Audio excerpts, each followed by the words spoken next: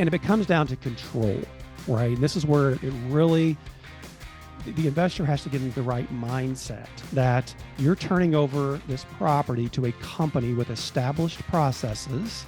They have a certain way of doing things, because if you've been doing this long enough, then you've probably established processes that are effective, right? We all have to work for the same goal, and that's to maximize the return of the client. Because if we don't work that way, we won't have clients. We have the same goal. We all want our clients to make money, because if they don't, they're going to probably try to find someone, whether it's successful or not, that'll help them do that. What's going on? This is the Indie Investor Podcast. Brett Snodgrass here, and my guest on today's podcast is Jeremy Tallman from T&H Realty Services. What's going on, Jeremy? Not much, Brett. Thanks for having me. I love your podcast, and I appreciate coming on. Yeah, definitely, man. Really looking forward to this episode, guys. So if you guys don't know Jeremy, he's the founder of T&H Realty Services. He's the CEO and managing broker of T&H Realty, and they have literally managing about 1,150 doors. They're one of the premier and top property management companies here in Indianapolis, and they also do a lot of rehabs and project management and help investors all over the nation. So thanks again for joining us, Jeremy. Really, Jeremy, I want to just dive into this. I think what's on everybody's mind right now is kind of what's going on. We've had a lot of ups and downs over the past few years. We all know we've had COVID come in. Investors kind of freaked out during that time. We had the interest rates now hiking up. Properties were going crazy, just flying off the market, multiple offer situations. And now some people have kind of paused a little bit and they're like, I don't know what's going on. And then can you kind of give us a little bit of an update of what you're seeing right now when it comes to rental properties here in Indianapolis? Yeah, I mean, I can talk a bunch about the sales market. I think, where I focus more on is kind of the rental market. The sales market, I'll just say my top overriding theme, I think, for the sales market is things seem to be stabilizing a bit. Prices are kind of normalizing, and we're seeing people enter the market again. I don't know. I made this comment recently, but like where I live near downtown, and on my way into work, it's like every for sale sign I see has a pending writer on it right now. Yet I hear like some national stories that like, oh, the real estate market is suffering, blah, blah, blah. I just don't, and again, that's anecdotal, but I just don't see it. And I hear from our brokerage that like, it's still very difficult to get homes bought. Yeah. Investor appetite has returned in force. But our brokerage we're still getting stuff bought, but it is hard again. It's been that theme. It's been that way for a long time. We saw a little slowdown, but yet the slowdown correlated with the appetite decreasing from investors. But it seems like, people are out buying again. They're kind of adjusting to the interest rates, and we're off again to the races with the sales market. As far as the rental market goes, I think the headline here is that rents are as high as they've ever been. We keep track of rental statistics, and I'll caveat this by, we don't have insight into all the Joe and Jane landlords out there that rent their homes. I don't know what Joe landlord will rent his home for. There's no data that I can grab to compile overall statistics. But what we can do is look at MIBOR. There's a lot of homes actually that go through MIBOR, that lease through MIBOR.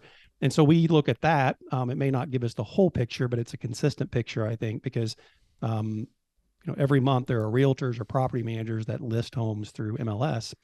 And right now, as end of quarter one, that's how we track it by a quarterly basis, is rents hit $1,450. That is a high mark that for Indianapolis, I'm talking about specifically.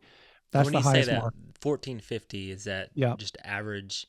That's the average rent that rented in the first quarter of 2023. Wow. That's 613 homes. Okay, that's a good that's a good volume too of homes. So it wasn't like there were just a very few homes leased. I think that was the most we've had in a couple of years that went through MIBOR that quarter. So in the macro, things look good. Our company lives in the micro, right? So Brett, you're an investor, and if you don't have a property that's renting, you're probably calling somebody or saying, what is going on today? I don't care about what happened last year. Yeah, tell me why my property isn't renting today. And so the good news, again, that the numbers are, $1,450 average rent first quarter, 613 homes went through. The odd number, and the thing that kind of has me scratching my head a bit, is that days on market is the highest it's been in 7 years. All Interesting. right, because yeah, typically when you see homes that, or see a market rather, where rents are rising, which they have been, let's face it, for a long time now, days on market will go down. It's that classic supply demand thing. But they went from 35 days in the fourth quarter of 2022 to 55 days in the first quarter of 2023. Wow. That one thing to consider here is days on market is a lagging indicator. Mm-hmm. So these homes listed in the, that leased in the first quarter listed typically in the fourth quarter of last year, which was crickets. It was one of the slowest quarters we've ever experienced here as a company. Typically get that really good bounce back in January. That didn't happen. But as we discussed a little bit off air here, things are crazy busy right now. And it's time to, we're doing a ton of leasing. I think, just real quick, I think the thing that, if I look at the days on market, again, that's a lagging number, but also I think is that landlords have been told and have experienced the fact that prices, you should get more rent than last year. Rents are rising. And that is true, but I'm thinking, and we're experiencing, at least anecdotally, that some landlords are reluctant to reduce price because they think they should get more. So that is going to hurt your days on market, which in the whole picture of things will hurt your overall return. Take the $50 price reduction, take the $100 price reduction. If it'll lease your home a couple of weeks faster, even a week faster, you will come out money ahead. Yeah. Vacancy is a cash flow killer. It's not a good thing for landlords. It's a time of high anxiety, and it's important that you get your home leased to a quality tenant. Yeah. No, I totally agree. Vacant houses, when you're trying to rent them, don't make money. No, they don't. It's not. They cost money. Yeah. So, like, as far as, I am definitely not an expert at rentals. I have about 40 rental properties, and I'm always not wanting my person to leave, whatever I have to do, and just to keep them paying the rent, keep them moving forward, so I don't have to spend that extra money on the turn, and then you get that extra 2 weeks, 30 days of renting it, and always that's just my philosophy. Would you agree with that? Like, talk to the person out there. I think you're right. I mean, look, our job as a property manager is to provide a CMA during each renewal period. It's important for us to know and for you to know what your property is worth, ideally. Okay, so if you rented your home last year, let's say in March of 2022, and you placed that tenant and you got $1,100 a month, well, that property could be worth $1,200 a month now. It could be worth $1,250. Who knows? Depends. Because again, real estate is so hyper local. So one neighborhood may be doing really well, the other may not. But let's say that property is worth $1,250. That, in some landlords go, well, I want $1,250 because that's what your CMA told me it's worth. Right. But some can be too stubborn and force that $1,250, and then the tenant's like, they get a breaking point. Tenants typically expect rent increases, particularly today. They know rents are going up. They see their neighbors' houses renting for more. They talk to friends who are renting or maybe having a hard time finding an affordable rental property. So they know rents are going up, so they're okay paying a certain amount. But when that cost of moving is less than the cost of the rent increase, they're going to move. And so that's where you got to be careful to walk that line to get a fair market increase, but not overdo it to where you're forcing your tenant out. Because again, that $50 or $100 will just get destroyed in the first day or two of a vacancy. It's just really expensive. Amen. Let's talk about those days on the market, because that's just very, very interesting. So you're seeing 55 days on the market. It's the highest that it's been in 7 years. And but you also, on the other side, said that your organization right now is exploding with, you're doing a lot of leases in the past few weeks. So do you think that that's just because people are expecting too much money? I mean, is that really the factor in that? Or do you think there's some other factors, whether it was just some of the unknown? Obviously in the sales market, that's what's happening, but even in the rental market, just some of the unknown. Is it interest rates? Is that affecting it at all? Is it just the winter? Right. Well, I think it's all that. Yeah. I think there's typically no one answer to a big problem, but or one reason rather for a big problem. And we were, the rental market was again in the micro having difficulty last year at the end, and even in the beginning of this year. And I think there's a couple of factors. I think that pricing in the rental market has caused people not to move. And I'll maybe back up a minute. I think the overriding theme here is there are less people moving Yes. today than there were a year, 2, 3 years ago. Yeah. And the drivers, I think, are one, rental pricing, because again, tenants know what's going on, right? And you're not going to, and you don't want to, for many reasons, you're not going to pull a fast one on a tenant to say, hey, look, I can probably get $100 rent increase, and I know my property's not worth it, but the tenant will pay it. Mm-hmm. Well, they may end up paying that, but it's going to be for other reasons because they Mm-hmm. just don't want to move. They're in a school system and like, so, they may feel like they're being taken advantage of, and that hurts relationships or whatnot. But so I do think rental pricing has caused people to say, I'm good. Like, I may not love my dining room. I may not love the neighbor 2 doors down, but I'm okay with my price. My landlord is providing me a fair rent increase. Mm-hmm. So I'm not going to move. There's no reason for me to move. It's cost prohibitive for me to move. And so I'm staying. And we're seeing that a lot. Our renewal rates are increasing significantly. Um, Beginning last year and into this year, it's staying the same. Mm-hmm. We're seeing that continued increase in renewal rates. And the second thing, like you mentioned, interest rates are keeping people, I think, from entering the housing market as buyers. So those tenants that, you know, just my story, I'm sure my story is very similar. We rented to start and then we bought, Mm-hmm. right? Um, well, back when I was buying a house back in 1997, interest rates hadn't been through a weird scenarios. They were pretty steady. My first interest rate was 7 3/8. Still remember it, Fifth Mm-hmm. Third Bank. And that's probably, comparable to what you could get today if you're an owner occupant. And I got like a 5-year arm or 7-year arm. I don't remember exactly, but because interest rates have shot up so much recently, it's that recency factor. It's just causing people to stay in their home Yeah. as a rental again. So there's a lot of factors, I think, to being, in my opinion, rental prices increasing, interest rates increasing, and people are just staying put. Yeah. So it's great from an investor standpoint in a lot of ways, because a lot of our clients, tenants are renewing, and those are wonderful events. It's a Mm-hmm. great time when tenants renew. But at the same time, there's just less of a pool of people out there that want to move, which makes days on market. It puts pressure on days on market.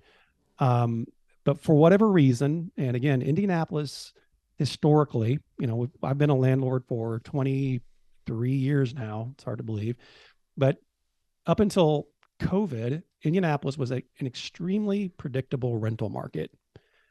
January was when rental season heated up heavily. You might have seen a little dip in February because February is our coldest month. And we have some weird events where people just don't get out and look Mm-hmm. at properties.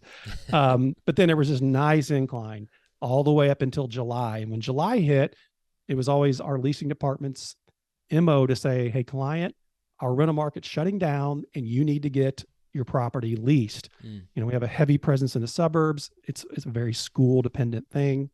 So once July hit, we had to really, focus on getting properties rented, do more price reductions, whatever. And then, it would be slow for kind of the fourth quarter. Not terrible, but it would just be slower. But it's all been rocked with COVID, the stay at home, the e-learning, people not needing to move as much, the remote working.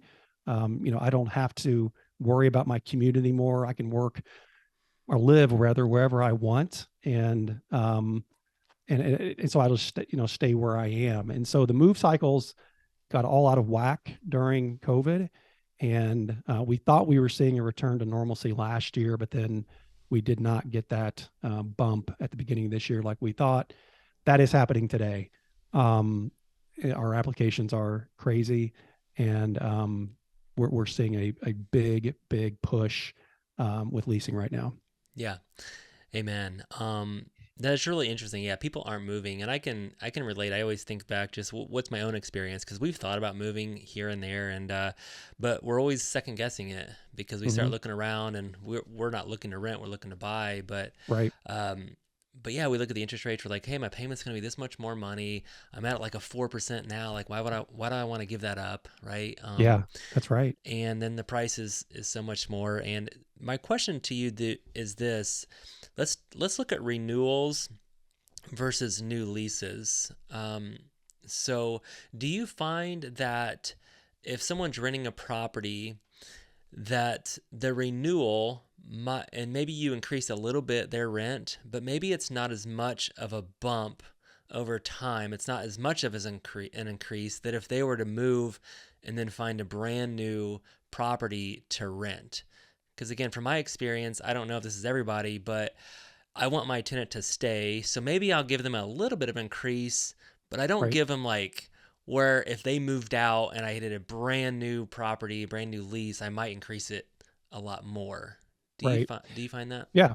Yeah. I mean, that's exactly right. I mean, and we mentioned this a little bit earlier, but yeah, that's the struggle we get. Because some of our clients come to us and go, I don't want to increase rent at all. Well, look, that's not, you don't have to go there. Yeah. Right. I mean, because again, tenants expect rent increases. We're in a, an inflationary market. As I mentioned, we're seeing record rent prices today. So tenants expect a rent increase. But again, you got to walk that fine line because yes, 123 Main Street, that is a renewal, may get less rent than 123 5 Street next door, same spec house, same, to say we're comparing apples to apples Mm-hmm. as a new lease. We're probably going to get more rent for that property. Mm-hmm. But again, you got to weigh that out as an investor. And what we find is this: new investors will typically want to maximize the market. When you've been doing this a while and you felt the pain of vacancies, where cash flow is difficult, positive cash flow is difficult to achieve, you're going to be more willing to be less aggressive from a rent price standpoint. Mm-hmm. Yeah. Um, you just kind of learn your lessons, and that's something that we can try to educate about. But really, it comes down to experience. Like, what are you experiencing? Mm-hmm. Um, because those negative experiences can fuel, in some cases, like I mentioned, it can fuel bad behavior because there's no reason that you can't ask for a rent increase. You're not going to chase away a tenant asking for, a nominal rent increase or just even a fair rent increase. Um, but you can chase away tenants, and I'm speaking generally. There's always Mm-hmm. exceptions, but you can chase away tenants when you try to maximize the market because Mm-hmm. someone says, well, I can pay the same and have essentially a brand new turned home, Yeah. where my carpets are getting worn, my paint needs updated, my backyard needs new seed. I mean, just, whatever reasons. For sure. That again, there's a tipping point for everything. And you want to make sure you don't hit that tipping point. At the bottom line is, though, tenants move for a variety of reasons, Mm-hmm. right? And we'd all love to have 100% renewal rates. It's not achievable, because people move. People need to move for jobs. People need to move for schools. People get divorced. People get sick. Whatever the case, there's always going to be a reason why people move. Yeah. And you can't control everything, but the things you can control, you just want to be smart about. Yeah. Yeah. Yeah, no, I totally agree. And again, if you're listening out there, I would just put yourself in the tenant shoes. I'm not saying to rent really low rents, not saying, but I think what Jeremy's saying is just to be fair, because when things get a little tight, because even for me, like I'm a business owner, we just came off the worst quarter we've ever had in the 17 Mhm. years I've been doing this business, just because of some properties we purchased at the height of the market, right? So Right. so things have gotten a little tight, and I start to think about what am I paying for that's really expensive that I might need to let go. So if a renter is they're paying really high rent, they might be looking around constantly thinking about, should I move? Man, this is so expensive. I Right. guess That's at the end right. of the day. Yeah. Um, yeah. That's right. Let's just unpack just before we wrap up this show here. Is this, Jeremy? Because you've been in property management. What do you say? 23 years. Um, Yeah. Well, yeah. my business partner and I, he's a co-founder of T&H Realty, Scott Yeah. Hallberg. Yeah, we started investing in 2000, Okay. um, right around our office here, and so yeah, we've been at it a bit. Yeah, that's awesome. Well, I know this is just a hot topic that a lot of people just go back and forth. Should I hire a property management company or should I manage it myself?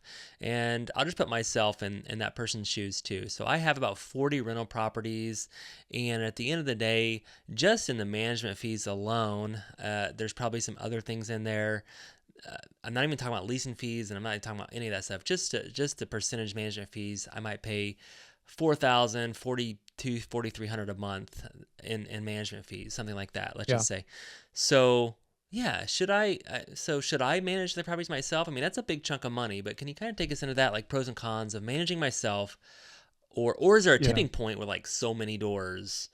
Right. Yeah. Yeah. So it's a great question, and it's a persona I'm kind of fascinated by because we call them the self managers, Mm-hmm. right? And we're getting more and more of that. And I think I was a self manager until Scott and I managed our properties until we turned it over to our company. Right. Mm-hmm. We couldn't find a comfort level back in 2000 when there were like three management companies that existed with anybody that was doing it at that time. Yeah. There's been a tremendous professionalization, I guess that's a word, of our industry, and we're getting better. All right. And there's a lot more of us out there, and we're doing things smarter and more efficiently, and creating more value Mm-hmm. to clients like you, and investors like you. But what I look at is when the value of your time exceeds the cost of the service, meaning the property management, then it's a good time to hire a property manager. Mm. Okay. So I still think like 65 or 70% of landlords self-manage. It's a big number. Mm. Yeah. And that's great because I think there's value in doing self-management. You can save some money. I'd So be yeah, if interested you're to hear the statistics on this, which I don't think we know the answer, but sometimes we think of only out of state investors hire property yeah, management companies. So I'd be interested to yeah. see how many local investors have management companies versus Well, self-managed. yeah, I can tell you us, Yeah. and this number I ran maybe 2 weeks ago, and I was surprised by it because we've looked at it before. It's not like a KPI we track. Maybe we should start doing that on a monthly basis, but we have 75% of our clients live out of state. And that number to me sounded, when I saw it, felt low. Mm. Okay. Because I think at one point we were around 90%. And that makes sense, right? Because it's just, if you're out of state, you're disconnected, you Yeah. need boots You on the can't do it. ground. It's hard to manage any sort of portfolio, um, from 2,000 miles away. Um, but still, and I think what we're going to see, Brad, I think we're going to see a shrinking of the number of clients that we have that are out of state. We're taking on portfolios today from people that live blocks from us. Mm. Okay, and I've had some just two quick stories, and these are polar opposites, but I think it gives a description of kind of what we look at. We took on a portfolio about 3 years ago, and it was a large portfolio. I mean, it wasn't huge. We don't have huge portfolios inside our portfolio. Our average client owns two, three properties. Mm-hmm. Um, but this was a couple of dozen homes, and this person had been talking to our company for more than a year about turning over the portfolio to us. Interestingly enough, it was managed by another management company at the time, which is a huge source of business into us as other management companies. Because like always, it's kind of a funny thing, but in our industry, it's always better to be the second property manager than the first property manager, right? That's true. Because people will switch and say, "Oh, I want to go." There's the grass is green. I'll go to the second property management company. And they They, tell you they make everything. it They tell you right. everything they did wrong. They tell you the things that you want to hear, and you typically can get. And at the end of the day, though, when you settle in, honeymoon's over. It's like, well, this is a similar experience, and maybe Yeah. this is just the way it is. Right. But this person was really focused on finding a management company and saying, I want to release control. And so with these clients like this, I always want to interview them. Right. So we pick Mm-hmm. up a lot of clients today that I don't talk to. I'm happy to talk to any client we want to bring on. But when a client comes on of that size, it's an impact to our operations, and I want to interview them. And so I brought this person into our office, and I asked very specific questions, and the person convinced me that they were ready to turn over the portfolio. And turns out they weren't. Mm. And it comes down to control, right? And this is where it really, the investor has to get into the right mindset that you're turning over this property to a company with established processes. Um, they have a certain way of doing things, because if you've been doing this long enough, then you've probably established processes that are effective, Yeah. right? We all have to work for the same goal, and that's to maximize the return of the client. Because if we don't work that way, we won't have clients. We have the same goal. We all want our clients to make money. Um, because if they don't, they're going to probably try to find someone, whether it's successful or not, that'll help them do that. So that relationship did not work out because this person was not ready to release control and has since moved on. I think I've heard up to 5 different management companies trying to find someone that worked. And the bottom line was they weren't ready to release control. Another similar story, a couple of guys that live close here, and they've built a similar sized portfolio and talked to them, and they turned it over to us last year sometime. And I talked to them recently, and they're just like, this is the best thing ever. Like, literally, we can focus on things now that create more value for our business. Yeah. Like, so I can go find deals. I can, raise capital. I can whatever, instead of, well, I got to work on this renewal. This tenant wants to renew, or this tenant's having a problem with a neighbor, or whatever it might be. They've put themselves in the mindset that we need to relinquish control, and things may not be done exactly how we would do them, but we're giving up control to a company that we trust. And that's ultimately what it comes down to. Now, it's not like we work in a vacuum and just say, hey, investor, just do your thing, we'll do ours, and then you can check your statement each month and everything will be hopefully fine. We still collaborate, right? We still talk to this client and our clients every day about what's going on, what happened with this, answering questions, whatever it might be. So it's a relationship is how I look at it. You got to commit to the relationship, because once distrust enters the relationship, it becomes hard to overcome. So that's what I'd say. It's like, hey, look, you can own one property and it may not make sense at all for you anymore to manage it, because you want to invest time with your kids who are growing, with your spouse, with your golf game, whatever it is where you get your enjoyment from. You may turn over one property to us, or you may manage it. And this flip side, there's self-managers out there that I know that own dozens of properties who manage them themselves because that's where they feel like their time is best served. Yeah. So it's a personal decision, and it's got to be, but I would just encourage investors, if you make that decision, then commit to it. Because and you just got to find a property manager that, is a really good fit for you, that you can trust, feel good about, and then give that relationship time to work. For sure. I think that was a great answer. Just, what is your time worth? I wrote that down. And so a lot of times I measure my time, my money, and I also measure just kind of like my sanity. And that's why I don't manage any of my properties, is because I don't want to go insane. Right. That's right. That would do that to me. Yeah. Well, Jeremy, thank you so much just for your wisdom today. I'm excited about where the Indianapolis rental market is going, and I know that you are just at the top of the list, one of the top management companies here in Indianapolis. So thank you so much for sharing your wisdom today. Guys, if you guys have any other information, go check out Jeremy and T&H Realty Services, your website, right? What's your website, Jeremy? It's just threaltyinc.com. And realty is spelled realty, not reality. Yep.